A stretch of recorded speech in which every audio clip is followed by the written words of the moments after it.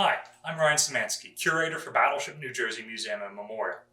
Today, we have another video answering questions that viewers like you left through our various social media channels. If you have a question you'd like answered, drop them in the comment section down below on this or any of our other videos, or reach out to us on any of our other social media sites, Instagram, Facebook, Twitter.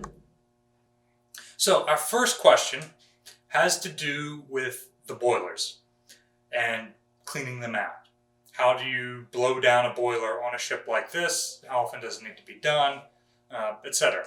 So these ships were designed to burn bunker C, which is pretty crude, thick oil. And they're burning that by inducing air into the combustion chamber, and they're using that heat to boil boiler feed water. Boiler feed water is incredibly pure. They try to evaporate out all of the minerals and salts and other things. They even remove non-condensable gases from it so that it is as pure fresh water as possible. Because as this boils, the non-H2O parts of it get left behind and need to get cleaned out. As we burn a fire in here, soot and whatnot from that fire, from burning the oil, stays behind. So we've got to clean this out to continue to run it efficiently. So there are two different basic ways that this is done. Blowing stacks is done every 4 hours. And that's essentially, we're taking some of the steam that we've boiled and we're shooting it back through the water tubes. And that's blowing out stuff that has gotten in there, and it's letting stuff go up out of the uptakes and be blown out the top of the ship. So normally we're able to get the fuel air mixture just right, that it's a clear haze coming out of the top of the stack. When we blow stacks like this, it's blowing all of the soot out, and it's going to be a black smoke. So this handle here is mounted on each of the boilers, and it slots into a device like this, and you can rotate this device around, and that will spray steam in all of the tubes in there. This is something that you would do about every 4 hours.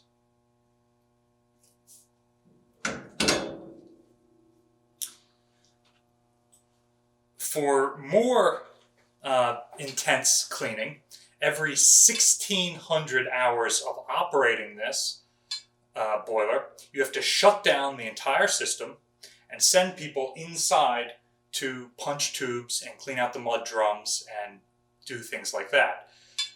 So even though we have 8 boilers on the ship, generally at least 1 or 2 are going to be down for maintenance at any time. Our next question today has to do with how parbuckling works, how you move the shells from the various places where they're stored to the hoist. So we've got some shells stored here on the inner ring. The inner ring can rotate independently of the turret. So you can get shells on the inner ring fairly close to the hoist. The middle ring here rotates with the turret, and this is the ring where the hoist is. So you're trying to get shells from the inner ring to the middle ring here. The outer ring does not rotate at all, but this is where most of the shell storage is. So after you've shot all your shells from the inner ring, or all of the shells of a certain type, be it high capacity, training rounds, or armor piercing, then you've got to bring more from over here. So you've got these gypsy head capstans. You can take a line with a hook on the end and hook it to one of the eyes here. A single point block, and you wrap your line around the capstan, and you'd have one sailor manning the tail of the line, keep it from getting too loose. So you wrap the line around the base of your shell, and then when this is actuated and starts to pull, it will start to pull the base of the shell in. The deck in here would have been extremely heavily greased so that the projectile up to 2,700 pounds would slide fairly easily. To further help and to make sure that having a line on the bottom of the shell isn't going to cause it to tip over, there would be a second sailor standing up, rotating the shell by its nose cone on the oil to help it move and keep it stabilized. That's how two men can move a 2,700-pound projectile. Once you've gotten the shell into the inner ring, you can rotate this ring even in the opposite direction that the turret's rotating, so you can bring your shell to the base of the hoist. At the base of the hoist, there is a second parbuckling rig set up with a second gypsy head capstan. And here you're doing it the same way. You've got it wrapped around the base of the shell, you actuate this, and it's going to pull the shell into the hoist. You can stack up to 5 shells in the hoist so that they're already ready to go as you start to fire. Once the shell is in the hoist, a hoist operator can raise it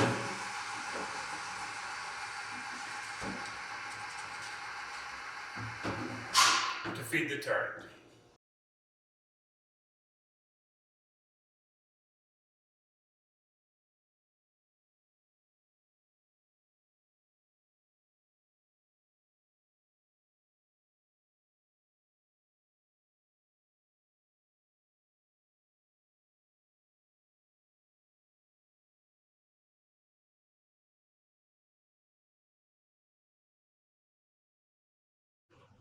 Our next question has to do with the ship's air conditioning and ventilation systems and how those changed over the years.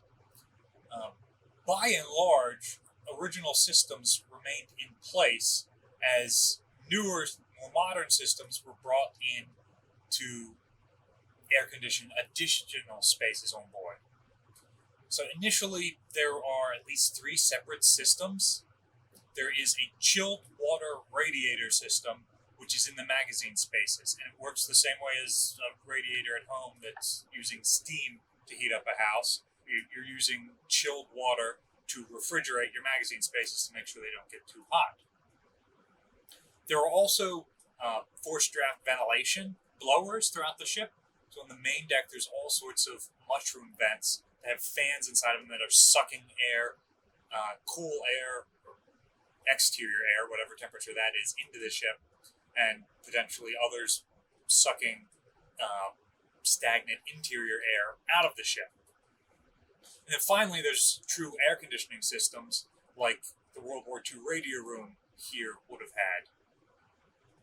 Interestingly, as the ship is modernized over the years, spaces like this World War II radio room were converted into modern air conditioning spaces to refrigerate more of the ship, while the radio room was moved to another area. And this is one of the spaces that was converted, probably in the 1980s, to have a more modern air conditioning system. There weren't many changes to the ship's air conditioning throughout the World War II and Korea period from the original design.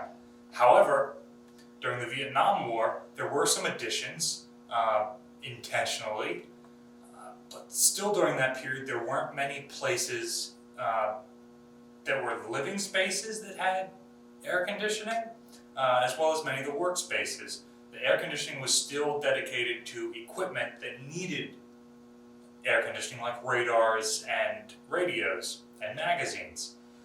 So the Vietnam crew took matters into their own hands, and you get things like this, where you cut through a watertight bulkhead and install a civilian window mount type unit to air condition your workspace or your berthing compartment. Not ideal. This is venting into another passageway. It's not venting to the exterior, but it's a great, cheap expedient for when the Navy isn't giving you air conditioning. And here's why the audio in all of our videos stinks. These air handling units were added to the ship in the 1980s. In the 1970s, the US military switched to an all-volunteer military. So suddenly, there were living standards that had to be applied to ships in order for the Navy to continue to attract the best and brightest as volunteers, since they were no longer just drafting people in.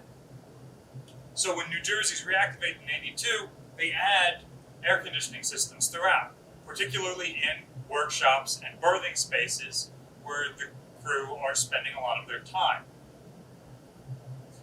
Many of these systems are still run today to chill our tour route. We no longer use the ship's original air conditioning compressors to create the chilled water that runs to all of the air handler units. We have a modern chiller tower installed in the superstructure. However, some of the original systems remain. Our last question of the day has to do with our SPS-49 air search radar antenna. Up until this year, the antenna was facing forward. One of our viewers noticed that it has rotated. We have been working to get the antenna rotating under power for about a year now, and we're getting close to that goal. So we have removed the motor and the transmission from it, and we have cut the welds which held it in place. That means that the wind on the river has been strong enough to get it to rotate some. Now, just in case you aren't getting enough Battleship footage in your life from our YouTube channel, check out the link in the description below for our Battleship Cams page, where you can see a number of cameras looking at the ship, so you can check on the position of the 49 and other things, and a number of cameras facing off of the ship so you can see the Philadelphia and Camden skylines. There were a number of questions that viewers asked that we were not able to answer in this video. Some of them are being saved for future weeks' questions videos, and some of them, such as there were some questions about the number of barrels that were made, the number of shells that were made, the fire control systems for the ships, other things like that. Those are going to be their own separate videos down the line. Fire control in particular has been difficult for us because those spaces have not been opened basically since the ship became a museum. So they need to be relamped. We got to break the seals and get through the doors and get in there. And then when we get in there, they're extremely tight spaces. It's real hard to film and see anything in there. So we're still working on that video. I know a number of you have suggested we do that, and at some point in the near future, we will get around to it, I promise. If you have other suggestions for videos we should do, or questions you would like to see answered on future video questions like this one, drop them in the description down below. Drop them in the comment section down below, and we will get to you as quick as we can. Remember to like, share, and subscribe so you're notified when we're putting out new stuff, and thanks for watching.